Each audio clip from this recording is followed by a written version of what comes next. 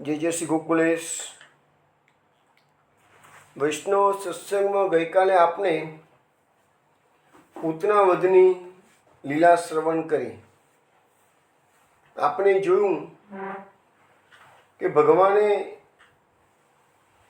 પૂતનાને જોઈને જે આંખો બંધ કરી હતી એની પાછળ મહાત્માઓએ અનેકવિધ પોતાના મંતવ્યો રજૂ કર્યા હતા. એ બધા આપણે ગઈકાલે શ્રવણ કર્યા. બ્રહ્મ વિવત પુરાણના આધારે નંદ ભવનનું જે સુંદર વર્ણન હતું એ પણ આપણે શ્રવણ કર્યું. ભગવાને પૂતનાના પ્રાણ ચૂસવા મળ્યા એટલે પૂતનાના મર્મ સ્થાનોમાં અતિશય અસહ્ય પીડા થવા લાગી.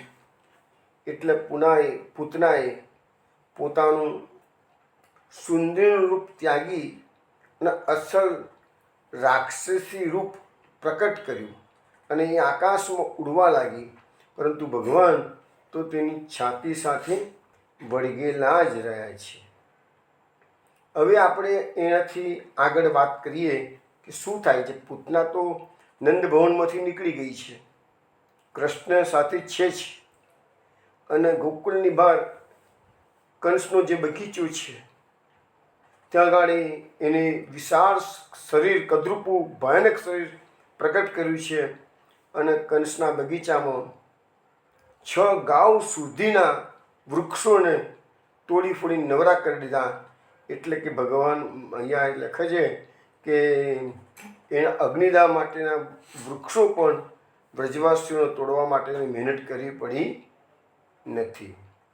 હવે આગળ સત્સંગ આપણે વધીએ આગળ જઈએ છીએ. એમાં મહાપ્રભુજી કારિકામાં જણાવે છે, અવિદ્યા પૂતનાનષ્ટ ગંદ્ર માત્રાવશેષિતા. આ મહાપ્રભુજીની કારિકામાં એવું કહે છે કે અવિદ્યારૂપી પૂતનાના મરણ પછી માત્ર એની ગંધ વ્રજમાં રહી. હવે આપણે આગળ આવશે જ વાત તો કે જે પૂતનાના અગ્નિ સંસ્કાર તો થયા નથી, પણ જ્યારે પૂતનાના અગ્નિ સંસ્કાર કરવામાં આવશે અને ખ્યાલ આવશે અંદરથી જે ધુમાડો નીકળ્યો છે ને એમાંથી સુગંધી, દુર્ગંધી નથી. ભલે એ પૂતના બાળ ગાંઠી નથી, પૂતના રાક્ષસી હતી, પાપીની હતી, છતાં પણ ભગવાનના સ્પર્શ માત્રથી ભગવાને એનું જે પયપાન કર્યું, પૂતના સુપયપાતા મહાપ્રભુજી કહે છે, એનાથી એ પવિત્ર થઈ ગઈ. પૂતના, પૂત એટલે પવિત્ર, ના એટલે નથી. જે પવિત્ર નથી તેને પૂતના કહે છે મહાપ્રભુજી કહે છે. પણ અત્યારે પૂતના પવિત્ર થઈ ગઈ છે એટલે એના દેહમાંથી જે અગ્નિ સંસ્કાર વખતે જે ધુમાડો નીકળ્યો છે એ એકદમ અગરુની સુગંધવાળો નીકળેલો છે. અહીંયા મહાપ્રભુજી કહે છે કે ના પછી એની ગંધ રહી. એટલે એનો અર્થ એવો મહાપ્રભુજી કરે છે કે વ્રજવાસીઓની અવિદ્યા તો દૂર થઈ ગઈ, પણ થોડોક સંસાર અંદર ગંધ રહી. એટલે કે થોડો સંસાર તો વ્રજવાસીઓમાં રહ્યો. કેમ કે તો જ એ ભગવાનની લીલાઓનું આસ્વાદન કરી શકે. આપણા તો એવું કહેવાય છે કે અહંકાર ન હોય તો જ પ્રભુ પ્રાપ્ત થાય. પરંતુ છતાંય ભગવાને મહાપુરુષોમાં પણ થોડોક અહંકાર મૂકેલો છે. કેમ મૂકેલો છે? અહંકાર ન હોય તો ટકે આ દેહ ટક જ નહીં. 100% શુદ્ધ દેહ ટકી જ ના શકે. એટલે જે આપણે કોઈમાં બી મહાપુરુષોમાં થોડી ઘણી પણ જે આપણે દોષારોપણ કરતા હોઈએ છીએ, પણ એ વસ્તુ ભગવાને જ મૂકેલી હોય છે એટલા માટે કે જેથી એમને જે કાર્ય માટે ભૂત પર મોકલાય છે એ કાર્ય કરી શકે. તો લે ટક જ નહીં. તો અહીંયા મહાપ્રભુજી સુબોધરીજીમાં લખે છે કે ભક્તોની અવિદ્યા ભગવાન ધારે ત્યારે જ દૂર થાય. તમે તમારા પ્રયત્નથી અવિદ્યા દૂર થવાની નથી. પૂતના રૂપી અવિદ્યા વ્રજમાં આવી, પરંતુ ભગવાને એને દૂર કરી છે. વ્રજવાસીઓના પ્રતાપે કે વ્રજવાસીઓની હિંમતથી કે વ્રજવાસીઓની તાકાતથી પૂતના મરી નથી. બીજી કારિકા જોઈએ આપણે. અત પરમ નિરોધસ્તુ ગોકુલે સુગમો ભવેત પ્રપંચ વિસ્મૃતિ સાહી કૃષ્ણાશક્તિ સમન્વિતા. આ કારિકામાં મહાપ્રભુજી કહે છે કે પૂતનાના મરણ પછી ગોકુળમાં વ્રજવાસીઓનો નિરોધ હવે સરળ રીતે થશે. કેમ કે અવિદ્યા નાશ પામી ગઈ ને વ્રજવાસીઓની. ભગવાન શ્રી કૃષ્ણમાં આસક્તિ અને પ્રપંચ વિસ્મૃતિ હવે થવા લાગી. હવે આ વસ્તુ આપણે સમજાવી ચૂક્યા છીએ કે આપણામાં તો જે નિરોધની વાત વારંવાર આવે છે, એ નિરોધ એટલે શું? તો ભગવાન શ્રી કૃષ્ણમાં સંપૂર્ણ આસક્તિ, અને બીજું પ્રપંચોની વિસ્મૃતિ. એટલે એક નામ પણ મહાપુરુષજીએ મૂક્યું છે ને, પ્રપંચા સ્મૃતિ કારણમ, એ નામ આવી ગયેલું છે ઓલરેડી પહેલાં. તો એ આ બધા મહાપુરુષે નામો એમને નથી મૂક્યા. આ બધા આવી રીતે બધા જે આવી લીલાઓ છે, તો પ્રપંચોની વિસ્મૃતિ કરશો તો જ કૃષ્ણમાં આસક્તિ થશે, અને કૃષ્ણમાં આસક્તિ થશે તો નિરોધ થશે. મહાપુરુષજી સુબોધનીમાં આગળ સમજાવે છે કે ભગવાનના પધારવાથી ગોકુળનો ઉત્કર્ષ થયો છે. એટલે કે ભગવાન ગોકુળમાં પધાર્યા પછી ગોકુળના ઉત્કર્ષનું વર્ણન, એટલે ગોકુળનું મહાત્મ્ય અત્યારે વધી ગયું છે. કે હવે એવું કેવું વધ્યું છે? તો વૈકુંઠ કરતાં પણ ગોકુળનું સ્થાન વધારે ઉત્તમ બતાવવામાં આવ્યું છે. હવે આ પૂતનારૂપી અવિદ્યાનો નાશ થવાથી વ્રજવાસીઓનો જે નિરોધ થયો, કારિકા મહાપુરુષે બતાવ્યું ને, તો વ્રજવાસીઓનો જે નિરોધ થયો કેવી રીતે થયો? તો મહાપુરુષજી એમનું આપણને સમજાવે છે કે પૂતના એ અવિદ્યાનું સ્વરૂપ છે. તો અવિદ્યા પહેલાં બી આપણે સમજાવીએ છીએ કે 5 પ્રકાર છે વિદ્યાને. કયા કયા? સ્વરૂપ વિસ્મૃતિ, દેહાધ્યાસ, ઇન્દ્રિયાધ્યાસ, પ્રાણાધ્યાસ અને અંતઃકરણાધ્યાસ. તો આ 5 પ્રકારની અવિદ્યા પૂતનામાં હતી. પૂતનાના મરવાથી વ્રજવાસીઓની આ અવિદ્યા ભગવાને દૂર કરી. કેવી રીતે? તો લખ્યું છે કે પૂતના તેનું અસલી સ્વરૂપ બદલી અને સુંદર નારીનું સ્વરૂપ ધારણ કરીને આવી હતી. યશોદાજી અને રોહિણી જેવી માતાઓ પણ એના સ્વરૂપને ઓળખી શક્યા નહીં, કે છે. તો આ થયું સ્વરૂપની વિસ્મૃતિ. હવે પૂતનાના મરણ પછી એમને ખ્યાલ આવી ગયો કે આ તો સુંદર સ્ત્રી માનતા હતા, આ તો ખરેખર તો રાક્ષસી હતી. એટલે સ્વરૂપ વિસ્મૃતિ જે થઈ ગઈ હતી એ પાછી આવી ગઈ. એટલે એમને અસલ રૂપનું જ્ઞાન થઈ ગયું.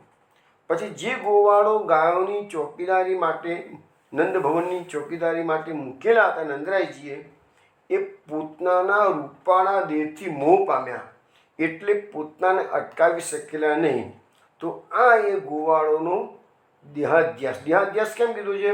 એ ગોવાળોની દ્રષ્ટિ સુંદરીના દેહ પર હતી, એટલે દેહાધ્યાસ. આપણે બધાની આ જ પોઝિશન છે. આપણે દેહને બહુ વધારે પડતું મહત્ત્વ આપીએ છીએ, એટલે આપણો પણ એ પ્રકારની આ દેહાધ્યાસ એ અવિદ્યા છે. આપણે બધું સમજવાનો થોડો પ્રયત્ન કરીશું.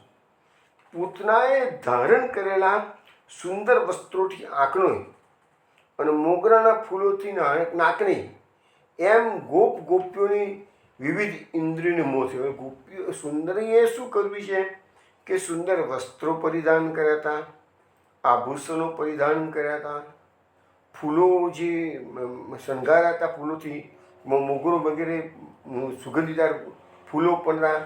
તો એનાથી શું થયું કે વ્રજવાસીઓ ગોપીઓનો ઇન્દ્રિયોને પ્રસન્નતા પ્રાપ્ત થઈ, એટલે મોહ થયો. લખ્યું છે ને કે હાથમાં કમળનું પુષ્પ લઈને આવી હતી. તો એ બધું શું હતું? એ ઇન્દ્રિયોને સુખ થયું, એટલા માટે એને ઇન્દ્રિયાધ્યાસ કીધો. પછી પૂતનાના પ્રાણ પડતા મોટો અવાજ થયો. પૂતનાએ ઘણો મોટો અવાજ કર્યો, બધા વ્રજવાસીઓ નીચે પડી ગયા. તો ગોકુળમાં બધા પડી ગયા, એટલે મહાપ્રભુજી કહે છે એ બધાનો પ્રાણાધ્યાસ થયો. ગોપીના અંતઃકરણમાં ભગવાન પધારેલા હતા, એટલે પૂતનાને આ ગોપીજનોએ સાક્ષાત લક્ષ્મીજી પધાર્યા છે એવું માની લીધું. તો એટલે મહાપ્રભુજી કહે છે કે આ ગોપીઓનો અંતઃકરણાધ્યાસ હતો. પણ પૂતનાનો વધ થયો તો 5 પ્રકારની અવિદ્યા નષ્ટ પામી ગઈ. એટલે બધાને હવે સ્વરૂપ વિસ્મૃતિ પણ આવી ગઈ. દેહાધ્યાસ, ઇન્દ્રિયાધ્યાસ, પ્રાણાધ્યાસ, અંતઃકરણાધ્યાસ એ બધા અધ્યાસ દૂર થઈ ગયા. એટલે અહીંયા શું છે કે આપણે પણ આ શરીર ધારણ કરીને આપણે આ અહીંયા આવ્યા છીએ તો આપણા શરીરને એ દેહ હું માનીએ છીએ ને એ આપણી મોટા એ આપણો દેહાધ્યાસ છે. પછી આપણે ઇન્દ્રિયોનું જે સુખ ભોગવીએ, સારું સારું ખાવું પીવું ઓળવું સાંભળવું જોવું વગેરે વગેરે, એ આપણી 5 ઇન્દ્રિયો છે. 5 ઇન્દ્રિયોના સુખ માટે આપણે તનતોડ મહેનત કરીએ છીએ. તો એ જે બધું છે એ આપણો ઇન્દ્રિયાધ્યાસ છે. એટલે આવી રીતે આપણે આપણું જે ગોલોકધામનું કે ત્યાંનું જે ભગવાનના લીલા પરિકરનું જે સ્વરૂપને ભૂલી ગયા છીએ. એટલે તો મહાપ્રભુજીનું પ્રાકટ્ય થયેલું છે. તો એ આપણી સ્વરૂપની સ્મૃતિ. તો એવી રીતે આપણે પણ આ અવિદ્યાથી ગ્રસિત થઈ ગયેલા છીએ. આ બધી લીલાઓ શ્રવણ કરવા માત્રથી અને એમાં ઓતપ્રોત થવા માત્રથી આપણી પણ અવિદ્યા ભગવાન જરૂર દૂર કરશે. હવે આગળના શ્લોકોમાં એવું કહેવામાં આવે છે કે પૂતનાનો દેહ પડતા 6 ગાઉ સુધીના વિસ્તારમાં ઉગેલા વૃક્ષોને ભાગી નાખ્યા કે છે. પૂતનાએ પડતા આ બધા વૃક્ષોનો કચ્ચર ઘાણ મારી નાખ્યો. હવે પૂતના જ્યારે તો પડી છે કંસના બગીચામાં ગોકુલ ગામની બહાર, ત્યાંના વ્રજવાસીઓ આગળ કૃષ્ણ હતા નહીં ને, એ લોકોને રસ કૃષ્ણમાં હતો.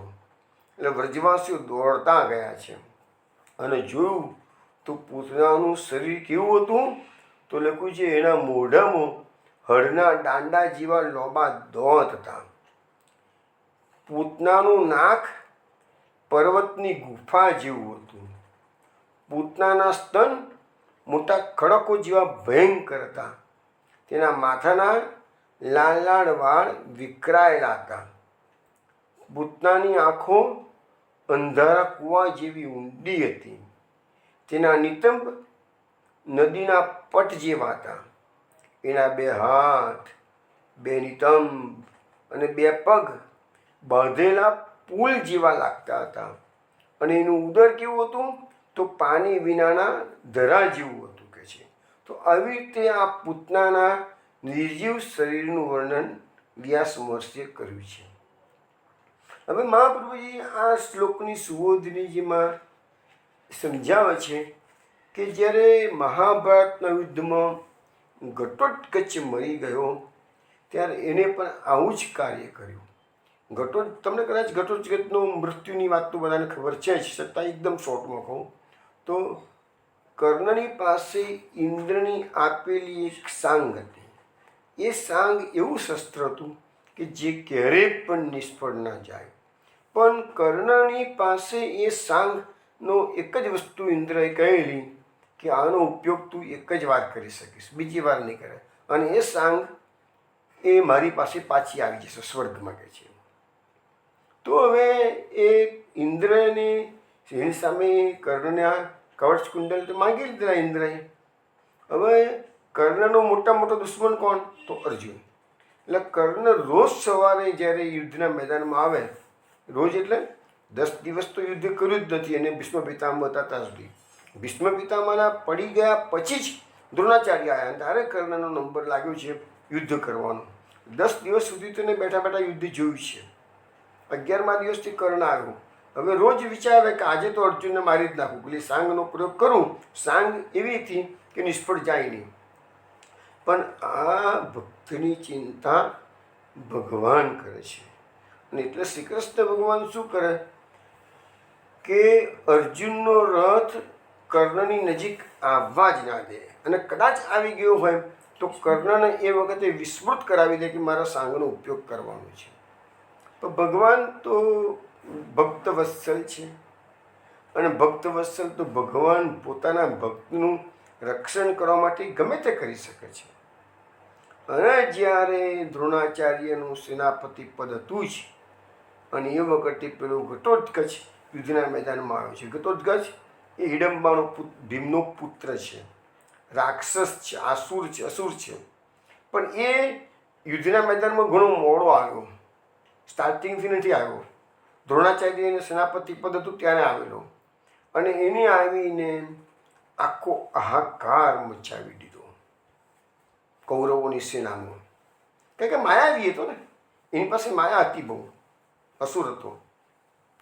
હવે દુર્યોધન કર્ણને કહે છે, કર્ણ તે પેલી સાંગ, હવે જો ભગવાનની લીલા કેવી છે તમે સમજો બરાબર, કે કર્ણને કહે છે, કર્ણ પેલી સાંગ તને ઇન્દ્રિય આપેલી છે ને, કહે છે એ તું એને માર, કહે છે, નહીં તો આ ઘટોત્કચ આજે આપણને સાફ કરી નાખશે કૌરવોને, કહે છે યુદ્ધનું કાલે યુદ્ધ જોવાનો વારો જ નહીં આવે, કહે છે. એટલે કર્ણની જરા પણ ઈચ્છા નથી કે એ સાંગનો ઉપયોગ એ ઘટોત્કચની સામે કરે, પરંતુ દુર્યોધનનો અતિ આગ્રહ હતો એ કહ્યું કે તું અર્જુનને મારવાની વાત કરું છું, એના માટે તે સાંગ રાખી મૂકી છે, પણ તમે બચતા હશો, બચી જશો તો અર્જુનને તું મારીશ ને આ યુદ્ધ આજે પૂરું જ કરી નાખશે ઘટોત્કચ. જે રીતે ઘટોત્કચ લડે છે એ હિસાબે તો યુદ્ધ પૂરું થઈ જશે, કે છે. એટલે પછી કર્ણને દુર્યોધનની સમજૂતીથી અને મજબૂરી, પોતાની ઈચ્છા હતી કે આ સાંગ અર્જુન સામે જ વપરાય, પરંતુ એની ઈચ્છા ભગવાને બર થવા દીધી નહીં અને કર્ણને એ સાંગનો ઉપયોગ કરી અને ઘટોત્કચને માર્યો છે. ઘટોત્કચને જેવી સાંગ વાગી ગઈ એટલે ખબર પડી ગઈ કે હવે મારો દેહ પડવાનો છે. એટલે ઘટોત્કચે શું કર્યું કે એનું શરીર હતું ને એકદમ વિશાળ, આ કે માયાવી રાક્ષસ હતો, વિશાળ કર્યું. ને આ મહાપ્રભુજી સુબોધનીજીમાં લખે છે કે એક અક્ષોયની સેનાઓનો નાશ થાય એટલું મોટું ઘટોત્કચે શરીર પેદા કર્યું, એમની વિસ્તૃત કર્યું, અને પછી જ ભીમે કીધું ઘટોત્કચને યા તું શત્રુ સેનાની સામે જઈને પડકે છે. એટલે પેલો એવો સાંગથી ઇન્જર્ડ થયેલો હતો તો પણ ઘટોત્કચ ઉગડી અને કૌરવ સેનાની ઉપર પડ્યું છે. તો લખ્યું છે કે એક અક્ષોયની સેનાનો 11 અક્ષોની સેના કૌરવ પાસે હતી, 7 અક્ષોની સેના પાંડવ પાસે હતી, અને એવી 11માંથી એક અક્ષોની સેનાનો તો આ ઘટોત્કચે નાશ કર્યો. જ્યારે ઘટોત્કચ મરી ગયો ત્યારે પાંડવોમાં શોક થયો, પણ શ્રી કૃષ્ણ ભગવાનનું મુખ આરવી પર હાસ્ય હતું.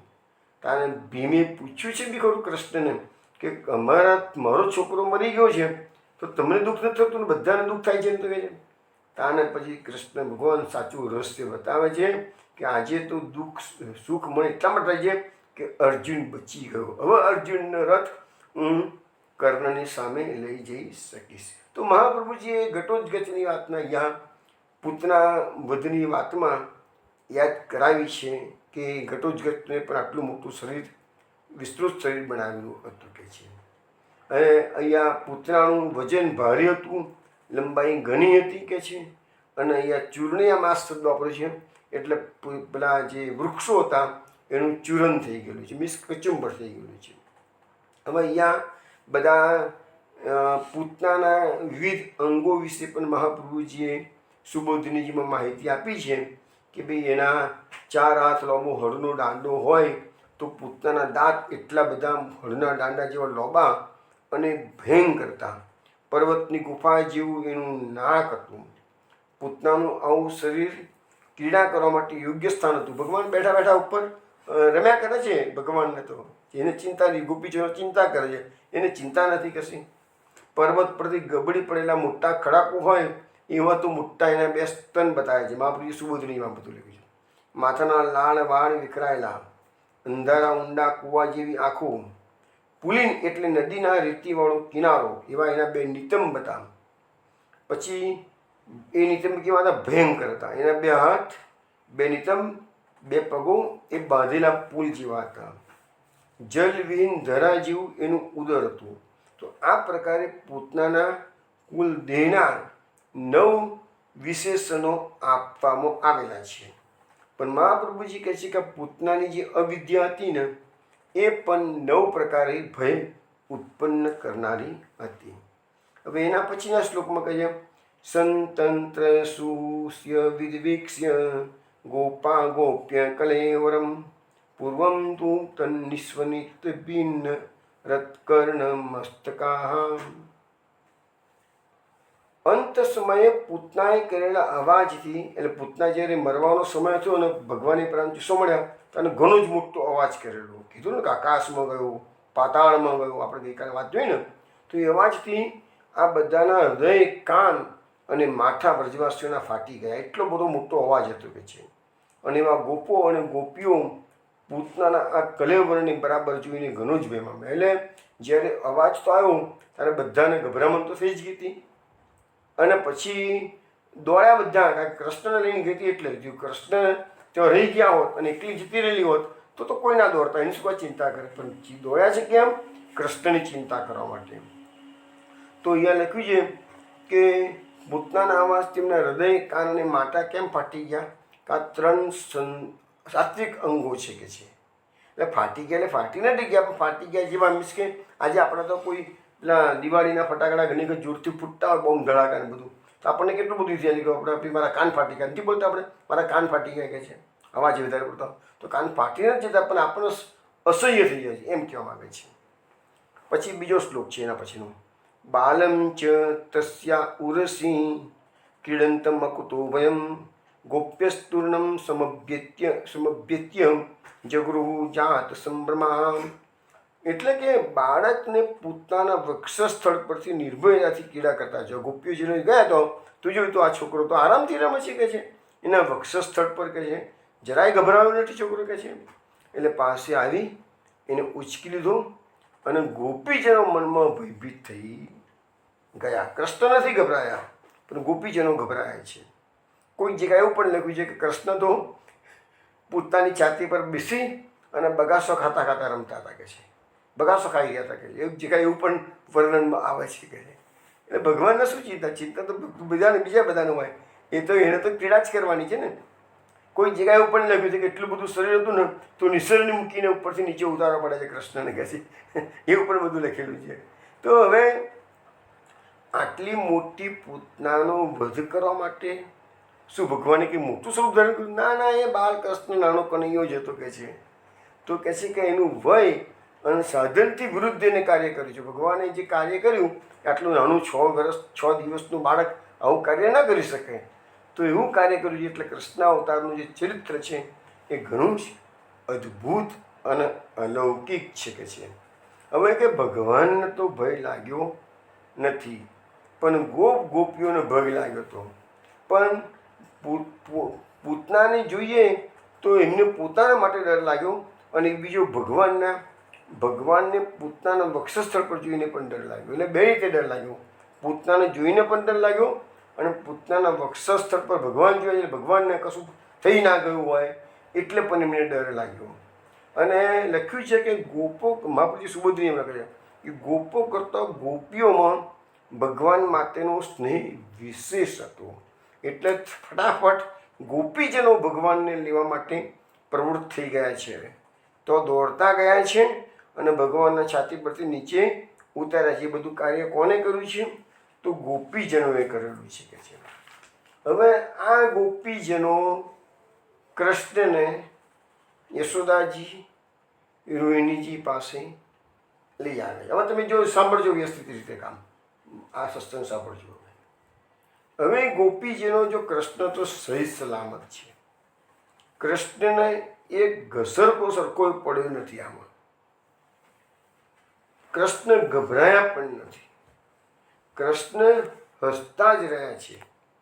પણ ગોપીજનોને થયું કે આ રાક્ષસી આવી છે એટલે અલા બલા ચોંટી ગઈ હશે, એટલે હવે કૃષ્ણનું રક્ષણ કરવું જોઈ શકે છે.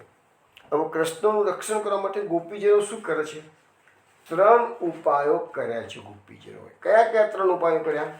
તો આદિ ભૌતિક રક્ષા, આધ્યાત્મિક રક્ષા અને આદિ દૈવિક રક્ષા. હવે આદિ ભૌતિક રક્ષા કેવી રીતે કરી એમને? તો લખ્યું છે કે યશોદા અને રોહિણીજી સાથે મળીને ગોપીઓએ ગાયનું પૂંછડું ફેરવ્યું અને એ રીતે બાળકની રક્ષા કરી. તો મહાપ્રભુજી કહે છે આ આદિ ભૌતિક રક્ષા છે. પછી આધ્યાત્મિક રક્ષા કેવી રીતે કરી? તો બાળકને ગોમૂત્ર અને ફરી ગોરજથી સ્નાન કરાવ્યું અને ગોબર અને ગોરજથી ભગવાનના નામો લેતા લેતા 12 અંગોની રક્ષા કરી. તો એ થઈ એ આધ્યાત્મિક રક્ષા.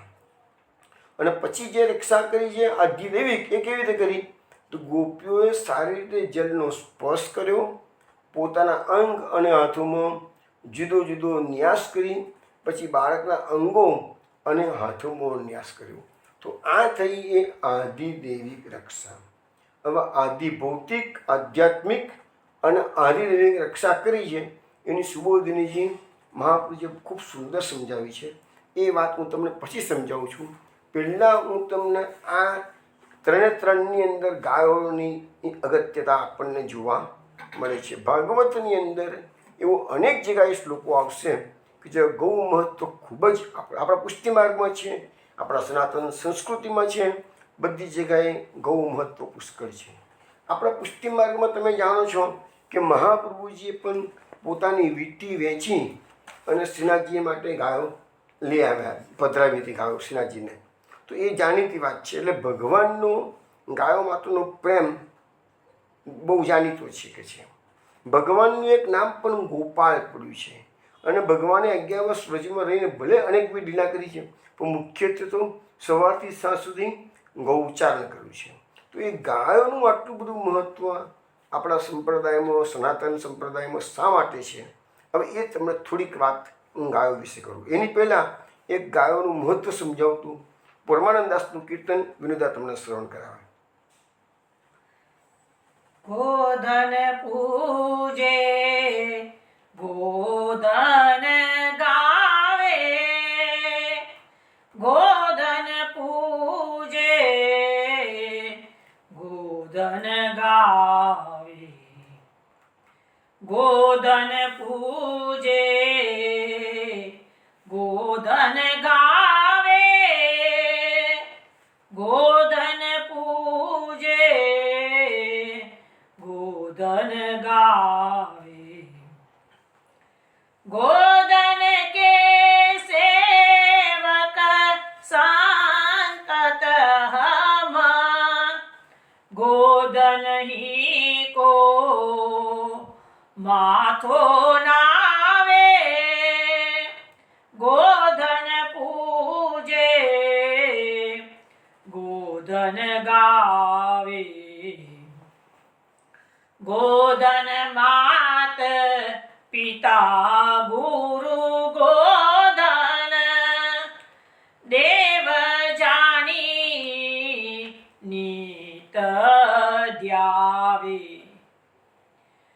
गोधन काम धेनु कल्पतरु, गोधन पे मागे सोई पावे, गोधन पूजे गोधन गावे,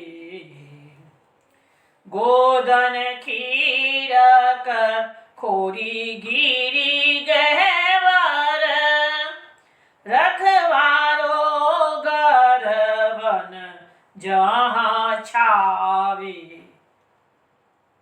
परमानंद भाव तो गोधन, परमानंद भाव तो गोधन, गोधन को हमहु पुनि भावे, गोधन पूजे गोधन गावे, गोधन पूजे गोधन गावे, गोधन पूजे गोधन गावे.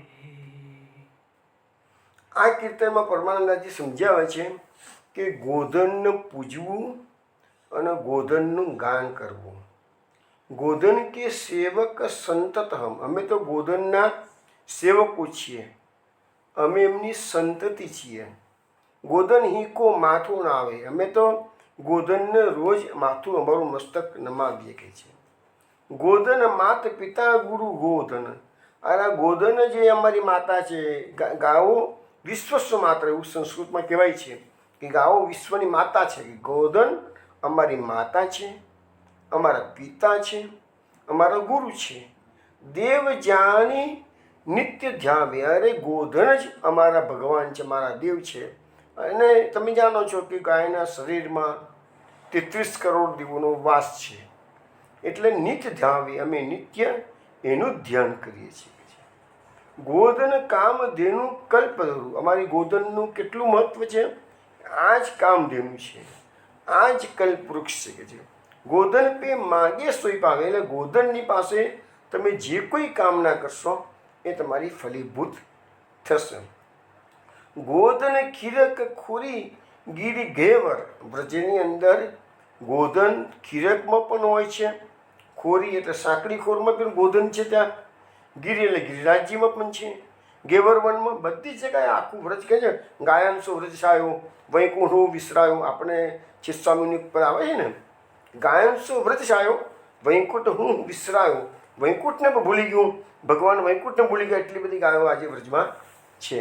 રખવારો ઘર વન જ્યાં છાવે, એ ગાય જ અમારી રખવારી કરે છે, ઘરમાં હોય કે વનમાં હોઈએ, જ્યાં હોઈએ ત્યાં ગાય અમારી રખવારી કરે છે. પરમાનંદ ભાવ તો ગોધન, પરમાનંદી કહે છે, પરમાનંદાસજી કહે છે એ ગોધન જ અમારે બહુ પ્રિય છે કે છે.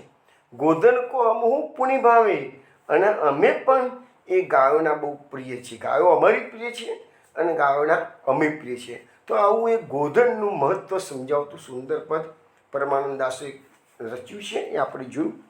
હવે આપણે આ ગાયોની વાત આજે આપણે ગોપીજનો લાલાને પવિત્ર કરવા માટે, જે અલાબલા અડકી ગઈ ને પૂતનાની રાક્ષસીને, એટલે એને પવિત્ર કરવા માટે એમને ગૌમૂત્ર, ગૌ છાન એટલે મીન્સ ગોબર અને ગોપૂછ એનો સહારો લીધો. પુષ્ટિ માર્ગમાં પણ આ બધી વાતો થોડીક આવે છે. તમે જાણો છો કે કુંભનદાસજીના પુત્ર કેશુદાસ ગાયોની સેવા કરતા હતા. એક ગાયની રખવારી કરતાં કરતાં બધી ગાયો સિરાયો અને બધી ગાયો ખીરકમાં ભરાઈ ગઈ, પણ એક ગાય રહી ગઈ હતી, તો એને બચાવવા જતાં સિંહે કૃષ્ણદાસને ફાડી ખાધા હતા.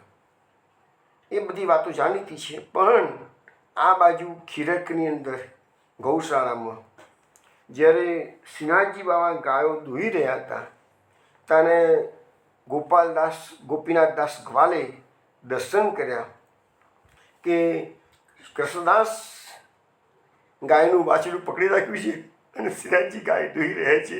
તો લીલામાં એક જીવ, લીલાનો જીવ હતો, તો ગાય માટે પોતાના પ્રાણ ન્યોછાવર કરી દીધા કૃષ્ણદાસે.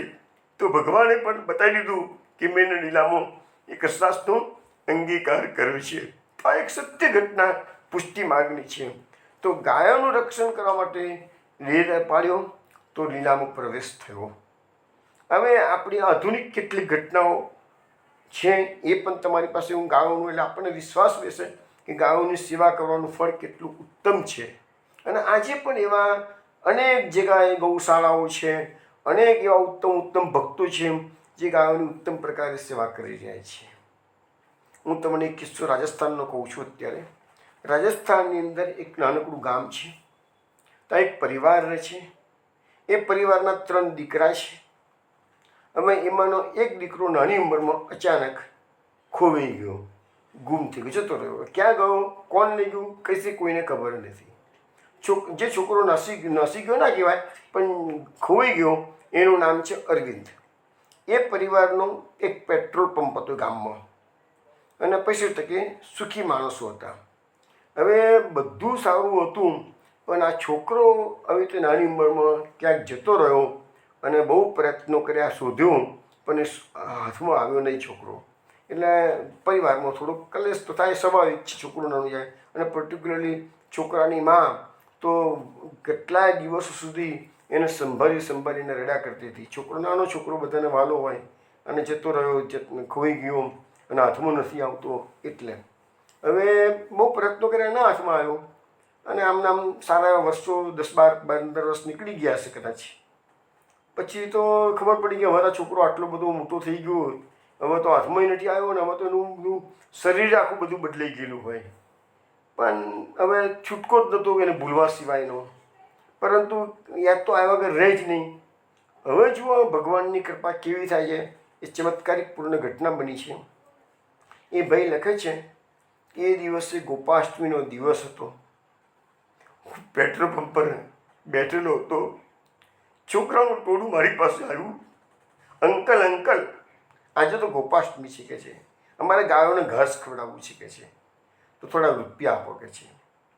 મેં તરત જ કહે છે કે 200, આ તો સસ્તી વાળીનો જમાનો છે, 200 રૂપિયા મેં છોકરાના હાથમાં મૂક્યા કે ચાલે બેટા આ લઈ જાઓ, ગાયોને ઘાસ ખવડાવજો કે છે. 200 રૂપિયા લઈ ગયા છોકરાઓ, ગામમાંથી પૈસા ઉઘરાયા, પછી સારું એવું ઘાસ એ લોકો લાવ્યું ને બધી ગાયોને ખવડાવ્યું. ગોપાષ્ટમીનો દિવસ હતો કે છે. હવે પેલા ભાઈએ તો માગવા આવ્યા ને આપી દીધું, એવું કોઈ બીજું કોઈ અશો જ નહીં એવો વિચાર કરશો. પણ ગાયની કૃપા થઈ. રાત્રે સપને ભાઈના આવે છે અને સપનામાં જુએ છે તો એક મોટું મેદાન છે, ઘણી બધી ગાયો મેદાનમાં ચરી રહી છે. પેલા ભાઈ જુએ છે સપનામાં કે ગાય ચરતા ચરતા એક બોર્ડને અથડાય છે, પાટિયું મારેલું છે કોઈ બોર્ડ જેવું, એને અથડાય છે એટલે બોર્ડ નીચે પડી ગયું. તો બોર્ડ નીચે પડી ગયું તો એના પર હિન્દીમાં લખેલું હતું અમદાવાદ. અમદાવાદ એટલે મીન્સ અહમદાવાદ એટલે અમદાવાદ. એટલે એ ભાઈ સવારે ઉઠ્યા, એ સમજી ગયા આજે મેં ગૌ સેવામાં 200 રૂપિયા આપ્યા છે, રાત્રે સપનામાં બધી ગાયો આવી છે કે છે, અને બોર્ડ પડ્યું બોર્ડ, તેના પર અમદાવાદ શબ્દો હિન્દીમાં લખેલો છે કે છે. એટલે ભાઈને લાગ્યું કે માનો ના માનો પણ મારો છોકરો અમદાવાદમાં જ હોવો જોઈએ કે છે. આ ઇન્ડિકેશન ગૌ માતા આપી રહી છે કે છે. હવે એ ગૌ માતાને પ્રાર્થના કરે છે કે ગૌ માતા તમે મને આટલી ઇન્ડિકેશન તો આપી, અમદાવાદમાં મારો છોકરો છે કે છે, પણ અમદાવાદ તો આટલું મોટું ક્યાં શોધવા જેવું મારા છોકરાને. ગૌ માતાને રોજ વિનંતી કરે છે, માં કંઈક કૃપા કરો, મને કોઈક ઇન્ડિકેશન્સ વધારે સારું આપો તો અમદાવાદ જઈને શોધું મારા છોકરાને કહે છે. આટલા મોટા અમદાવાદમાં હું ક્યાં શોધીશ મારા છોકરાને કહે. આમ નામ સમય નીકળે છે થોડું ઘણું. હવે એક દિવસે ભાઈ લખે છે કે હું પેટ્રોલ પંપ પર બેઠેલો હતો, એક ટ્રક ડીઝલ પુરાવવા માટે આવી. ડીઝલ મારો માણસ કે ડીઝલ પૂરતો હતો. એ માણસ જે ટ્રકનો ડ્રાઈવર હતો એ આજુબાજુ કંઈક વોશરૂમ બાજુ ગયો હશે કંઈક, એટલામાં એ ટ્રકમાં ઘણું બધું ઘાસ ભરેલું હતું. તો થોડી ગાયો આજુબાજુના ખેતરોમાં ચરતી જતી ત્યાં આવી ગઈ કે છે, અને એને બધી ઘાસ પર ઘાસ ખાવા બેસી ગઈ કે છે. એટલે પેલો ટ્રકવાળો ગઈ આજુબાજુના ગયો હતો, ત્યાંથી દોડતો આવ્યો, ટ્રકમાં દંડો કાઢ્યો અને ગાયોને મારવા મળી કે છે. કે હું પેટ્રોલ પંપમાં અંદર કેબિનમાં બેઠો બેઠો હું જોઈ ગયો, હું તરત દોડતો બહાર આવ્યો અને પેલા કીધું તું કેમ ગાયોને મારું છું કે છે. તો કે મારું ઘાસ ખાઈ જાય છે કે છે. તારા ઘાસની કિંમત કેટલી છે? તો કે આટલી. કે ચાલ પકડ, આટલા રૂપિયા, આ ઘાસ બધું ગાયોને ખવડાવી દે કે છે. ત્યાં જ કહે છે મેં ટ્રકમાંથી બધું ઘાસ પરચેસ કરી દીધું. આટલી બધી ગાયો હતી કે છે, ખૂબ ગાયો હતી કે છે, અને બધી જ ગાયોને મેં તો નજીકના ખેતરમાં લઈ જઈ અને બધું ખાલી કરી દીધું અને બધી ગાયો ચરવા બેસી ગઈ કે છે. ગાયોનું આખો ટ્રક મેં પરચેસ કરી દીધો કે છે એ દિવસો તો કે છે. પેલો વાતો રંડા તો અટકાવી દીધું કે છે. હવે ગૌ માતાની રોજ વિનંતી કરતો હતો અને આજે તો કે છે કે અનાયાસે જ પણ આ ગૌ સેવા સારા પ્રમાણમાં થઈ ગઈ કે છે મારે. અને એ જ રાત્રે ફરીથી સપનું આવે છે. સપનામાં જુએ છે તો પેલું મેદાન અનેક ગાયો ચરી રહી છે અને ચરતા ચરતા એક ગાય પેલા બોર્ડને અથડાય છે, બોર્ડ નીચે પડે છે. પણ આ વખતે બોર્ડ એવી રીતે પડ્યું કે એની બીજી સાઈડ દેખાય છે અને બીજી સાઈડ પર લખેલું હતું ઠક્કર બાપા નગર. હવે આ ભાઈ કેવું સવારે ઉઠ્યો, મને સ્ટ્રાઇક થયું, માનો ના માનો પણ મારો છોકરો ગૌ માતા મને બીજી વખત સપનું આપીને બતાવે છે. પહેલાં બતાવે છે અમદાવાદ, પછી બતાવ્યું ઠક્કર બાપા નગર. એટલે આનો અર્થ એવો થયો કે મારો છોકરો અમદાવાદમાં ઠક્કર બાપા નગરમાં છે કે છે. એટલે કે અમે વાત તો 12-15 વર્ષ કે હું સ્વયં રોબો સમય નીકળી ગયેલો તો છોકરો ખોવાઈ ગયેલો કે છે. પણ મનમાં ડંસ હતો કે મારો છોકરો જતો રહ્યો, મારો છોકરો જતો રહ્યો, ક્યાં જતો રહ્યો, કોણ લઈ ગયું, કશી ખબર નથી કે છે. પણ આવી ગાય માતાની વિનંતી કરતો તો રોજ કે છે, અને ગાય માતાએ મને આવું પ્રત્યક્ષ સપના દ્વારા ઇન્ડિકેશન આપી દીધું. એટલે મેં ઘરમાં કોઈને કશી વાત ના કરી, એટલું કીધું હું બહારગામ મારા કામે જઉં છું, ધંધાના કામે, એમ કરીને હું નીકળી ગયો. અમદાવાદની અંદર ઠક્કર બાપા નગર વિસ્તાર શોધી કાઢ્યો અને ઠક્કર બાપા નગરમાં કોઈ હોટલમાં મુકામ કર્યો અને હું સવારથી નીકળી પડું, બધા રસ્તાઓ ફેરી વળું કે મને ગાય માતાએ ઇન્ડિકેશન આપ્યું છે એટલે મારો નામ મારો છોકરો ઠક્કર બાપા નગરમાં હોવો જ જોઈએ કે છે. હું સવારથી સાવજ છું કે આટલો બધો સમય નીકળી ગયેલો, છોકરો જવાન થઈ ગયો, પેલો નાનો હતો, આટલો મોટો થઈ ગયો હશે. અત્યારે તો કદાચ સમય મળે તો એનો ચહેરો બી કદાચ હું ના ઓળખી શકું, કારણ કે શરીરમાં લોહી ભરાયું હોય, હાઇટ બોડી બધું વધી ગયેલું હોય, એટલે કે હું ઓળખીશ પણ કે થશે. એ બી એક મોટો પ્રશ્ન હતો પાછો કે છે. પણ એક જ વિશ્વાસ હતો કે ગાય માતાએ મને ઇન્ડિકેશન આપ્યું છે, એટલે એ રસ્તો પણ ગાય માતા જ કરી શકે છે. એટલે એ ભાઈ કહે છે કે હું સવારથી સાંજ સુધી ઠક્કર બાપા નગરમાં અલગ અલગ વિસ્તારોમાં અલગ અલગ રોડ પર ફર કરું અને ગૌ માતાના મનમાં વિનંતી કરું, ગાય માતા મારો છોકરો મને શોધી આપ, ગાય માતા મારો છોકરો મને શોધી આપ કે છે. અને આમ મારા કહે છે ઠક્કર બાપા નગરમાં 15 દિવસ નીકળી ગયા કે છે. હવે તો કહે છે કે હું થાક્યો, સાલું ક્યાં સુધી મારે રાહ જોવાની? હું હવાર ત્યાં સુધી ફર કરું છું છોકરાને શોધવા માટે, પણ 2 સપના આપ્યા ગાય માતાએ, પણ હવે ત્રીજું સપનું આપો તો મને ખબર પડે કે ઠક્કર બાપા નગરમાં એકચ્યુઅલી ક્યાં મારો છોકરો છે કે છે. એટલે પછી કે હું થાક્યો, મેં નક્કી કર્યું કે હવે તો ભાઈ આપણે એના કરતાં પાછા ગામ જતા રહીએ. ગાય માતાને છોકરો આપવો હશે તો ફરતી ઇન્ડિકેશન થશે કે છે. અત્યારે તો ઇન્ડિકેશન મને મળતું નથી, એટલે કે એક દિવસ વધારે હું છેલ્લો દિવસ રોકાઈ જવું કે છે. 15મો દિવસ હતો છેલ્લો, અને આ જે હાથમાં નહીં આવે તો પછી હું મારા વતનમાં જતો રહીશ. એમ કરીને છેલ્લો દિવસ છે અને હું શોધવા નીકળ્યો કે છે. એમ કરતાં કે જે બપોરનો સમય થયો અને મેં જોયું તો એક રસ્તા ઉપર કે છે 2 જવાન જો છોકરાઓ મારામારી લડતા રસ્તા પર ગલીમાંથી બહાર નીકળ્યા, રોડ પર આવી ગયા, મારામારી એકબીજાને બાથમાં બાથ મારતા હતા બધાને કે છે. એમાં એક છોકરો હતો, એને એના ખિસ્સામાંથી ચાકુ કાઢ્યું અને બીજા છોકરાના પેટમાં ચાકુ માર્યું. એટલે જે બીજો છોકરો હતો 18-20 વર્ષની મને છોકરા કે બેનને કહ્યું, બીજો છોકરો હતો એ લોહી લુહાણ થઈને નીચે પડ્યો. એટલે પેલો ભાગી ગયો કે લોકો મને ભેગા થઈને મારશે, એ પેલો ભાગી ગયો. એટલે આ ભાઈ લખે છે કે એ છોકરો ઇન્જર્ડ થયેલો હતો, એટલે તાત્કાલિક મને એના પર દયા ઉપજી. મેં એને ઊંચો કરી રિક્ષા બોલાવી નજીકની હોસ્પિટલમાં કીધું કે સારામાં સારી હોસ્પિટલમાં તો લઈ જા. હોસ્પિટલમાં હું લઈ ગયો, દાખલ કરી દીધો છોકરાને. ડૉક્ટરને બોલાવીને કીધું જેટલો ખર્ચો થશે હું આપીશ કે છે, પણ તમે છોકરાને ટ્રીટમેન્ટ આપો કે છે. ડૉક્ટરોએ કેસ હાથમાં લીધો, પાટાપિંડી કર્યા અને રૂમની અંદર સુવાડ્યો એને કે છે. પછી એના બધા રિપોર્ટ ને બધું આવવાનું હતું કે છે. એટલે કે જે ત્યાં સુધી કે જે હું રૂમની બહાર ગેલેરીમાં બોકડો મૂકેલો હતો, એ બોકડામાં બેઠો હતો કે છે. આમ તો એક કે જે બે કોઈ છોકરો છે ને એને આપણે મદદ કરવાની છે, એટલે મદદ કરીએ છીએ કે જ્યાં કે આવો પરોપકારી સ્વભાવ હતો ભાઈનો. અને હું બેઠેલો હતો કે છે, ડૉક્ટરના રિપોર્ટની રાહ જોતા હતા. અને ત્યાં મને એકદમ અચાનક જોકું આવી ગયું કે છે, બેઠા જ કે છે, બપોરનો સમય હતો કે છે. અને જોકું જ્યાં આવી ગયું અને ત્યાં જ કાનમાં અવાજ આવ્યો, તું શું જોઈ રહ્યો છું? જ્યાં અંદર જઈને જોતો ખરો, આ છોકરો કોણ છે? જેવો અંદર અવાજ આવ્યો કાનમાં એટલે હું ભડક્યો, આ શું, કોણ બોલ્યું છે? આજુબાજુ નજર કરી તો કોઈ જોવા ન મળે. અને કાનમાં ફરીથી અવાજ આવ્યો, અંદર જઈને જોતો ખરો, આ છોકરો કોણ છે કે છે. સીધો કરે હું રૂમમાં દોડ્યો. અમારા કપાળની અંદર નાનો છોકરો હતો મારો, તને પડી ગયો હતો તો કપાળમાં ઘાનું નિશાન થઈ રહી ગયેલું હતું કે છે, વાગવાનું કે છે. એટલે એના જુલ્ફા હતા એ કપાળની ઉપર આવી ગયેલા હતા. ફટાકડીને કે છે મેના માથા પરથી જુલ્ફો હટાવ્યા. પેલું અંદર ઊંઘતો હતો કે બેભાન જેવો હતો છોકરો, મેના માથા પરથી જુલ્ફો હટાવ્યા એના, અને જોયું તો જે નાની ઉંમરમાં ઘા પડેલો હતો એ જ ઘા આ છોકરામાં છે કે છે. પછી તરત થયું મારો નામ મારો જ છોકરો હોવો જોઈએ. હજુ બીજી નિશાની એમને યાદ હતી કે મારા છોકરો જન્મ્યો તને છાતીની અંદર એક લાખું લઈને જન્મ હતો કે છે. એટલે તરત જ એનું પ્રેરણ હતું ને એ પ્રેરણ મેં ઊંચું કર્યું અને જોયું તો અંદર લાખું નીકળી ગયા છે. અરે આ તો મારો જ છોકરો, ગૌ માતાની કૃપાથી આટલા વર્ષે મને મળ્યો. તાત્કાલિક મેં ડૉક્ટરને બોલ્યા, ડૉક્ટર સાહેબ આ તો મારો જ છોકરો જોયું. તો અજાણા તરીકે તમે દાખલ કર્યો હતો, આ તો મારો જ છોકરો નીકળ્યો. તો મારા છોકરાને શોધવા માટે રાજસ્થાન આવ્યો છું. હવે તમારે જેટલો ખર્ચો થાય એટલો ખર્ચો, પણ મારો છોકરોને તમે વ્યવસ્થિત કરી આપો કે છે.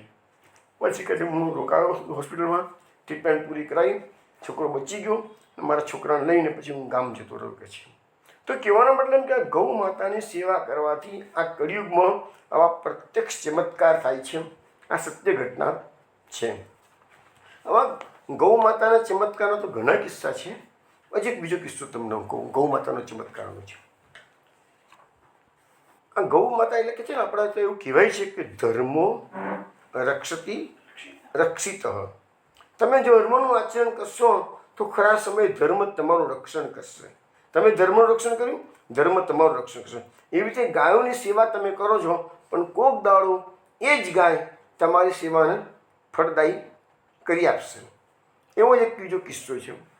એક છોકરો 9 ધોરણમાં ધોરણ ભણતો હતો અને એને વેકેશન પડી. એના મામા હતા એ હરિદ્વારની અંદર સરકારી નોકરી કરતા હતા. એટલે છોકરાએ એના પપ્પાને કીધું કે વેકેશન પડી છે, હું મામાને ઘેર રહેવા જઉં છું કે છે. એને બાપાએ કીધું સારું, કે લોકોએ નજીક તોથી રહેતા હશે એટલે કંઈ બસમાં બેસાડી દીધો. અને પેલો છોકરો હરિદ્વાર 9મા ધોરણમાં તો છોકરો હરિદ્વાર પહોંચી ગયો. મામાનું ઘર એને પહેલાં વેકેશન આવેલું એટલે મામાનું ઘર જોયેલું હતું. એટલે મામાના ઘેરે ગયો એને તો મામાના ઘેરે તાળું લટકતું હતું. પડોશીને પૂછ્યું કે ભાઈ મારા મામા કઈ ગયા? તો પડોશી કીધું કે એ તો કહો મકાન ખાલી કરી અને ડાક બંગલામાં રહેવા ગયા. સરકારે એમને ડાક બંગલો રહેવા માટે આપ્યો છે, ત્યાં રહેવા ગયા છે. પડોશીને પૂછ્યું ક્યાં છે ડાક બંગલો? તો કે પડોશી કહે છે અમને તો ખબર નથી કે છે, પણ છોકરાને એટલી ખબર હતી કે મારા મામા સરકારી નોકરી કરે છે અને એની ઓફિસ જોઈ લીધી. એટલે છોકરો ત્યાંથી સીધો એમની ઓફિસે જતો રહ્યો. તો મામા એને તગાડે મળી ગયા. મામાએ જો કે ભાણિયો આવ્યો છે. એટલે મામાએ કીધું કે બેટા તારી મામી તો પિયર ગયેલી છે, હું એકલો જ છું તારી ઘરમાં કહે છે, પણ તું રહે કશો વાંધો નથી કહે છે, અને તું અમને ઓફિસમાં બેસી જા, સાંજે તને હું ઘેરે લઈ જઈશ. છોકરો અને મામા સાંજે ડાક બંગલામાં ગયા. ડાક બંગલો હરિદ્વારની બહાર હતો, નિર્જન વિસ્તારમાં હતો, અને થોડાક બંગલા પણ હતા સરકારના, આ બધા અધિકારીઓને રહેવા માટે આપેલા હતા. હવે એ લોકો બંને જણા ઘેરે ગયા ત્યાં જોયું તો ઘરનો જે નોકર, સરકાર તરફથી એક નોકર ડાક બંગલામાં રખેવાડીને બીજું નાનું મોટું કામ કરવા માટે સરકારે નોકર પણ આપેલો હતો. અને જોયું તો નોકર એકદમ ગભરાયેલો હતો. એટલે મામાએ પૂછ્યું કેમ આટલું તું ડરીને કેમ આજે રહું છું આજુ કહે છે, કેમ આટલું બધું બીક લાગે? શેની બીક લાગે છે? આ ડાક બંગલામાં નિર્જન વિસ્તારમાં છે એટલે કે છે. હા સાહેબ તમને ખબર છે કે છે આજે રાત્રે બાજુના ડાક બંગલામાં 5-6 ધાડપાડું આવ્યા હતા અને બધાને મારી નાખ્યા અને બધું લૂંટીને જતા રહ્યા કે છે. આપણો ડાક બંગલામાં આપણે તો એકલા જ જીવીએ છીએ કે છે, આપણો પણ નિર્જન વિસ્તારમાં છે, કોઈ દાડો ધાડપાડું આપણા ત્યાં આવે તો આપણને પણ એવી રીતે મારી નાખીને બધું લૂંટીને જતા રહે કે છે. એટલે મને તો સાહેબ બહુ બીક લાગે છે કે છે. એટલે એના મામા કહે છે પેલા નોકરને તું ચિંતા ના કરીશ, આપણે તો જો ગાય રાખી છે ને કે છે એ ગાયને, એટલે મામાએ ગાય રાખી હતી અને એના ડાક બંગલાના કમ્પાઉન્ડમાં ગાય બાંધેલી હતી. એટલે ગાય છે ને એ ગાય આપણી રક્ષા કરી શકે છે. મામાને એટલો વિશ્વાસ કે ગાય આપણી રક્ષા કરી શકે છે. અને પેલો નોકર તો એ ફફડતો હતો, પણ એ તો એ બી નોકરી કરતો હતો એટલે છોડીને જવાનો તો સવાલ આવતો જ નહોતો કર્યો. એટલે મામાએ એને સાંત્વના આપી અને છોકરો 9મા ધોરણમાં હતો એ બધું સાંભળતો હતો કે ભાઈ આવી રીતે નોકર બહુ ગભરાયેલો છે. હવે પછી તો એ લોકો જમી કરીને રાત પડીને બધા સૂઈ ગયા. છોકરો કહે છે કે અડધી રાત થઈ અને અચાનક મારી આંખ ખુલી તો જોયું તો ઘરમાં 5-6 ધાડપાડું આવેલા હતા. મામાને એ લોકો ખુશીમાં બેસાડી દીધેલા હતા અને એક ધાડપાડું એ મામાના લમણામાં રિવોલ્વર મૂકેલી હતી અને બીજા ધાડપાડું ઘરમાં બધું ફેંકતા હતા. અને એમનો જે સરદાર હતો એ ડાક બંગલાના કમ્પાઉન્ડમાં જે ઓસરી હોય તો આગળ ખુરશી નાખીને સિગરેટ પીતો હતો. અને સિગરેટ પીતા બૂમ મારે છે પેલાને, અને આ તું શું જોઈ રહ્યો છું? રિવોલ્વર ચલાવ કે છે, માર નાખા સાહેબને કે છે, આ તો અધિકારી સરકારના કે છે, જો આજે આપણે એમને લૂંટીને જીવતા છોડીને ગયા ને તો કાલે સરકારમાં ફરિયાદ કરશે ને આપણે બધાના ચહેરા જોઈ ગયો છે, આ સાહેબ આપણે બધાના ચહેરા જોઈ ગયો છે કે છે, એટલે કાલે ફરિયાદ કરશે આપણે બધાને જેલમાં ગાળાવી શકે છે. હવે કોઈને જીવતા છોડવાના નથી. અને આ છોકરો છે ને કે છે એને આપણે ઉપાડી જઈશું, આપણી ટોળકીમાં સામેલ કરી દઈશું કે છે, આપણે એને ટ્રેનિંગ આપી દઈશું કે છે. આવો છોકરો આપણે લઈ જઈએ, છોકરા નથી મારવાનો કે છે, પણ આને તું લમને જે રિવોલ્વર મૂકી છે ને એને તું મારી નાખે છે, હમણાં મારી નાખ, તું રાણા જઈશ કે છે કશું. આવા લોકોને છોડાય જ નહીં કોઈ સંજોગોમાં કહે છે. પેલો છોકરો તો બિચારો ફફડ જ બરાબરનો આવું બધું બોલ્યા એટલે કે મામા મરી ગયા વખતે. અને પેલી આંગણામાં ગાય બાંધેલી હતી, એને રસ્સીથી બાંધેલી હતી, અને એ ગાય રસ્સી ચાવ ચાવ ચાવ ચાવ કરતી હશે.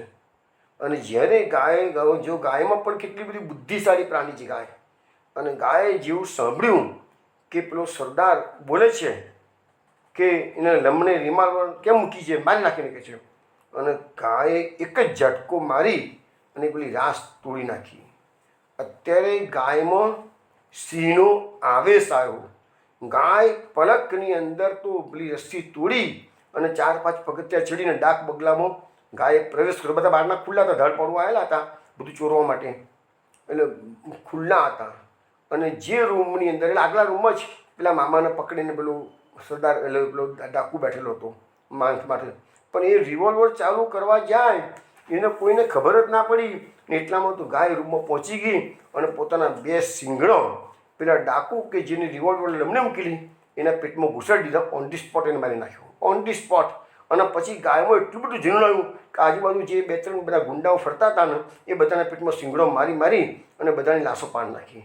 તો 2-3 જણા મરી ગયા અને 2-3 જણા બચી ગયા, સમજી ગયા કે આ ગાયને આજે નહીં પહોંચી વળી, ગાયમાં જૂનું બહુ આવ્યું છે કે છે. તો એ બીજા 2-3 જણ જે બચી ગયા એ નાસી ગયા. પેલો સરદાર હતો એ લોકોનો એ પણ નાસી ગયો, ઊભો જ ના રહ્યો, સમજી ગયો કે ગાયમાં આજે બહુ જ જૂનું છે કે છે.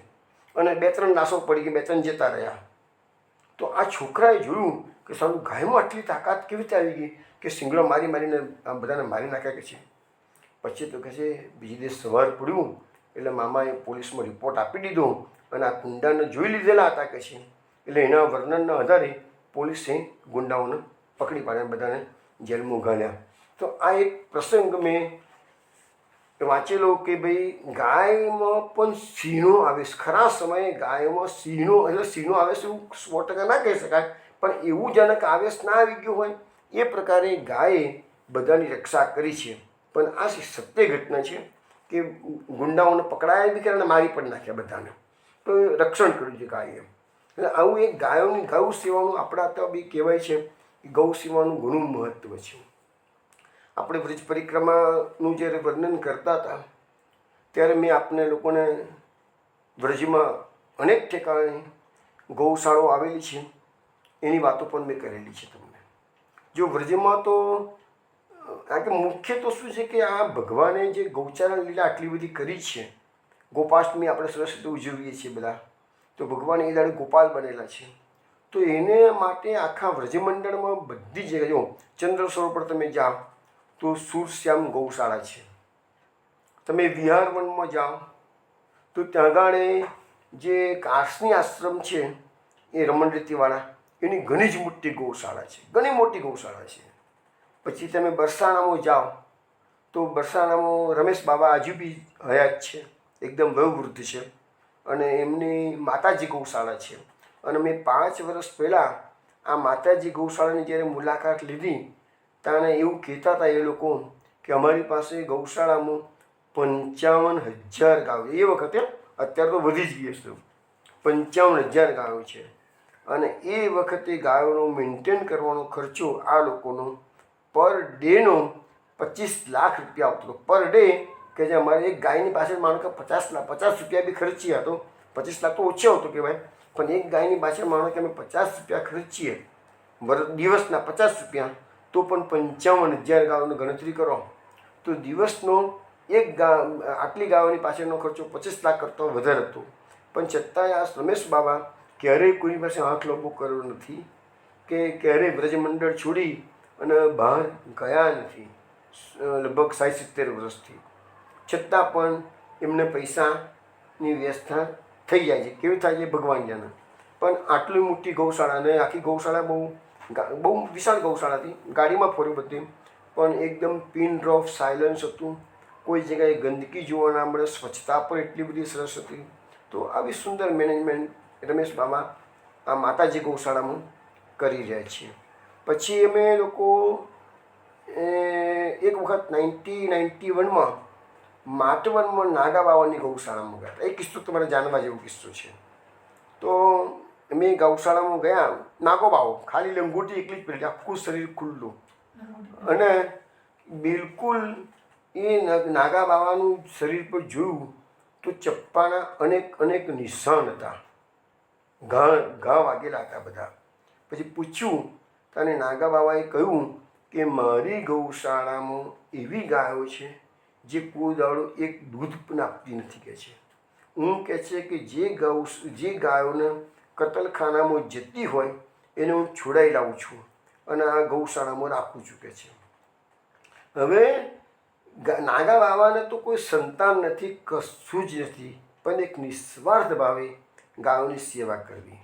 તો પૂછ્યું કે તમને ખબર કેવી રીતે પડે કે ગાય કતલખાનામાં જાય છે કે છે? તો જવાબ આપ્યો નાગા બાવાએ કે મને કહે છે કે ભગવાને એક શક્તિ આપી છે ગાયોની સેવા કરવાની. તો જે દિશામાંથી અમુક કિલોમીટર સુધીમાં જો ગાય કતલખાનામાં જતી હોય તો મને એ દિશામાંથી નીલો પ્રકાશ દેખાય, નીલો પ્રકાશ. એ નીલો પ્રકાશ મને દેખાય એટલે કે હું દોટ મૂકું કે છે. એ દિશામાં જે દિશામાંથી પ્રકાશ આવે એ દિશામાં હું દોટ મૂકું છું, અને દોટ મૂકું તો મને ખબર પડી જાય કે પેલો માણસ આ ગાય કેવી ગાયો કતલખાનામાં જાય કે જે દૂધ ના આપતી હોય, ઘરડી થઈ ગયેલી હોય, કશા કામની ના રહી હોય, એવી ગાયોને આ બધા કતલખાનામાં લઈ જતા હોય. એને એવું કીધું એ વખતે કે કસાઈ લોકો એટલે કે જે મુસ્લિમ લોકો ગાયને કતલખાનામાં લઈ જાય છે ને એના કરતાં વિશેષ તો આપણા હિન્દુ બ્રાહ્મણો ગાયોને કતલખાનામાં જાય. એ લોકો કસાઈઓ વધારે શીખે છે અને કહે છે મને મુસ્લિમોએ માર્યો છે ને એના કરતાં કે આપણા હિન્દુઓએ જ મને વધારે પડતો માર્યો છે કે છે. એ કે જો અમારા શરીર પર કેટલા બધા ચપ્પાના ઘા પર, હું કહે છે ગમે તેટલો મને ચપ્પુ વાગે કે ઘા કરે, લોહી કાઢે, તો હું ગાયને છોડાવીને જ જંપું કે છે અને ગાયને લઈ આવું મારા આશ્રમમાં રાખું છું કે છે. તો આવી એક ઉત્તમ સેવા એ નાગા બાવાની અમે તો માટવનમાં ગયા હતા, જોયું હતું. આજે વાત તો 91 છે, અત્યારે કદાચ નાગા બાવા હશે પણ નહીં, પણ એ ગૌશાળામાં હું જી આવ્યો છું. એટલે કહેવાનો મતલબ શું છે કે ગાયોની સેવા કરનારા આજે આ કળિયુગમાં પણ બહુ અનેક માણસો તો વળી અહીંયા છે કે છે. પછી અમારા ઘરનો એક કિસ્સો તમને કહેવા જેવો લાગે છે એટલે કહું છું કે મારા દાદાનું નામ હતું જેચેન દાદા, અને અમારા ઘરની આર્થિક સ્થિતિ એ દિવસોમાં મધ્યમ. અને જેચેન દાદાએ કોઈ દાડો કોઈ જાત્રાઓ કરેલી નહીં. હવે એમને કંઈ જાણવા મળ્યું કે જો કોઈ ગાય વિવાહવાની હોય અને એ વખતે જો બચ્ચાનું મોઢું બહાર નીકળે અને એ વખતે જો એની પરિક્રમા કરીએ તો પૃથ્વી પરિક્રમાનું ફળ મળે. તો દાદાને મગજમાં આ વાત ઉતરી ગઈ. એટલે દાદાએ એક ગાય પરચેસ કરી કે જે પ્રેગ્નન્ટ હતી. એવી ગાય પરચેસ કરી અને અમારા ઘરના આંગણામાં દાદાએ ગાયને બાંધી. અમારી દુકાન હતી એ દિવસોમાં. તો ગાય સંયુક્ત કુટુંબ હતું, મારા ફાધરને 5 ભાઈઓ, બધું સંયુક્ત કુટુંબ હતું. એટલે દાદા બધાને કહી દીધેલું ઘરમાં કે સહેજ બી ગાયના ચેન ચાળા બદલાય તો તમારે તરત દુકાને ખબર આપવાની, હું આવી જઈશ અને ગાયની પરિક્રમા કરી લઈશ.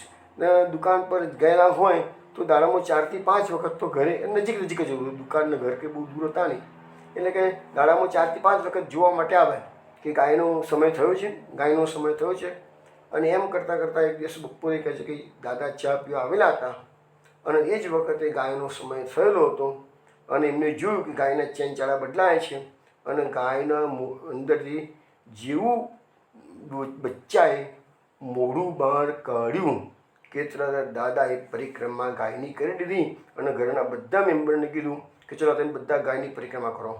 તો આ ગાયનું મહત્ત્વ છે કે ગાયનું આવા તબક્કે જે લોકો પરિક્રમા કરે એને પૃથ્વી પરિક્રમાનું ફળ મળે છે. તો આ એક અમારા ઘરની જ ઘટના તમને કીધું કે ગાયનું આટલું બધું મહત્ત્વ આપણા શાસ્ત્રોમાં લખેલું છે. બીજું કે હવે દાદાનો અંતિમ સમય પણ આવ્યો તો એ પણ બહુ ઉત્તમ પ્રકાર આવ્યો છે, એની પણ થોડીક વાત કરી લઉં અત્યારે તમને. તો એમાં શું બન્યું કે મારા એક અંકલનું નામ ચંદુ કાકા હતું, આખું ગામ જાણે ચંદુ કાકાને. તો ચંદુ કાકા બહુ ધાર્મિક વૃત્તિના હતા. આમ તો જોવા જઈએ તો તપસ્વી જેવું એમનું જીવન હતું. અધિક મહિનો હોય ત્યાંના 1 મહિના સુધી એ ખાલી બાફેલા મગ પર રહેતા, એકાંતમાં રહેતા, મૌન પાડતા. અધિક મહિનામાં રોજ સવારે ગામની બહાર તળાવમાં સ્નાન કરવા જતા. આવું એક ઉત્તમ પ્રકારનું જીવન એ અમારા કાકા જીવી ગયા. તો એ કાકા મને આ બધી વાત કરતા કે જેચેન દાદાને જ્યારે મરવાનો સમય થયો, તબિયત અસ્વસ્થ થવા મળી ઉંમરના કારણે, અને ખ્યાલ આવ્યો કે બાપા બહુ નહીં જવું કાઢે, એટલે કે છે હું તો દુકાને જવાનું બંધ કર્યું અને બાપાની જોડી બેસી રહેતો અને મેં એમને કે રાધેશ્યામનું મંત્ર જપવાનું ચાલુ કર્યું કે છે. એટલે મારા કાકા કહે કે હું બોલું રાધેશ્યામ, બોલો બાપા રાધેશ્યામ, એટલે બોલા રાધેશ્યામ, રાધેશ્યામ, રાધેશ્યામ, રાધેશ્યામ, રાધેશ્યામ. તો આવી રીતે સતત 3-4 દિવસ સુધી કે છે હું નવા ધોરણ કે બીજું કંઈ કાર્ય કરું ત્યારે બીજા કોઈકને બેસાડી દઉં, પણ આ જપ મેં બંધ કરાયો નહીં. અને આવી રીતે 3-4 દિવસ સતત મેં રાધેશ્યામનો જપ કરાવ્યો. પછી જ્યારે ખરેખર એમનો સમય આવ્યો અંતિમ, ત્યારે કાકા કહે છે કે હું જોતો હતો, પહેલાં એમના પગમાંથી જીવ ગયો, મીન્સ પગ ઠંડા પડ્યા. ધીરે ધીરે ધીરે ધીરે ધીરે એમના હાથ ઠંડા પડ્યા, પણ જોયું તો મોઢામાંથી હોઠ ફફડતા હતા, રાધેશ્યામનો પુકાર કરતા હતા કે છે. હવે શરીર ઠંડુ પડવા માંડ્યું છે, દેહ પ્રાણ નીકળવાનો ટાઈમ થઈ ગયો છે, તો પણ હોઠ ચાલુ છે અને રાધેશ્યામ, રાધેશ્યામ, રાધેશ્યામ, રાધેશ્યામ, રાધેશ્યામ, રાધેશ્યામ ચાલુ જ છે કે છે. અને એમ કરતાં કરતાં કરતાં લાગ્યું કે હવે એ અવાજ મોઢામાંથી આવતો નથી, પરંતુ હોઠ ફફડે છે, હોઠ ફફડે થાય, અવાજ નથી આવતો. એટલે દાદા કાકા કહે છે કે હું રાધેશ્યામ બોલી અંતરટ મારું કાન એમના મોઢા જોડે લઈ જાઉં, તો મને ખ્યાલ આવ્યો સ્પષ્ટ કે અંદરથી ધ્વનિ એકદમ તીનો ધ્વનિ રાધેશ્યામનો આવી રહ્યો છે. હું બોલું રાધેશ્યામ, પછી ધીરે કાન તો લઈ જાઉં તો અંદર તીનો ધ્વનિ આવે. પછી એમ કરતાં કરતાં કરતાં એવી સ્થિતિ આવી ગઈ કે હોઠ ફફડવાના પણ બંધ થયા. તો પણ મેં રાધેશ્યામનો પુકાર ચાલુ રાખ્યો અને કે હું રાધેશ્યામ બોલું ને તરત મારા કાન એમના હોઠની જોડે લઈ જવું તો હોઠ નહોતા ફફડતા, પણ અંદરથી તીનો અવાજ આવતો હતો. એમ કરતાં કરતાં એમના મસ્તકમાં પ્રાણ પહોંચ્યા, ત્યાં સુધી બોડીમાં લાગતું હતું કે મસ્તક પ્રાથ મૂકું તો ખ્યાલ આવ્યો કે મસ્તક હજુ ગરમ છે, આખું શરીર ઠંડુ પડી ગયું છે, પણ મસ્તક ગરમ. અને જ્યાં સુધી મસ્તક ગરમ હતું ત્યાં સુધી અંદરથી એકદમ મંદ અવાજ રાધેશ્યામનો આવતો હતો. અને જ્યારે મસ્તક ઠંડુ પડી ગયું ત્યાર પછી એ રાધેશ્યામનો અવાજ આવતો બંધ હતો. તો આવો એક ઉત્તમ રીતે પ્રાણ ત્યાગનો કિસ્સો મારા દાદાનો હતો. એટલે તમને કીધું એટલે ગાયોની સેવા નિષ્ફળ નથી. એમને જે ગાયોની પરિક્રમા કરી, ભલે સેવા નથી પણ પરિક્રમા ગાય રાખી હતી, સેવા કરી, તો ગાયે અંતિમ સમયે એમનું સુધારવા માટે આ એક સરસ વસ્તુ દાદા કાકાને પ્રેરણા આપી દીધી. રાધેશ્યામનો પુકાર કરીને એમણે દેહ ત્યાગ કર્યો. તો વૈષ્ણવ કહેવાનો મતલબ શું છે કે આપણા ત્યાં ગૌ સેવાનું ઘણું જ મહત્ત્વ કહેવામાં આવેલું છે. અને ગૌ સેવાનું મહત્ત્વ સમજવું હોય ને તો ગીતા પ્રેસમાંથી ગૌ સેવા વિશેષાંક બહાર પડેલું છે.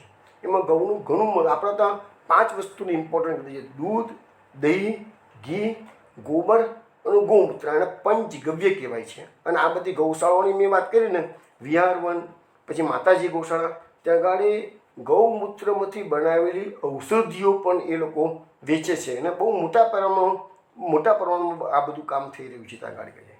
ચલો વિષ્ણુ, હવે આપણે કાલે આપણું આ જે પૂતના કવચ છે એની કથા કાલે આપણે કરીશું.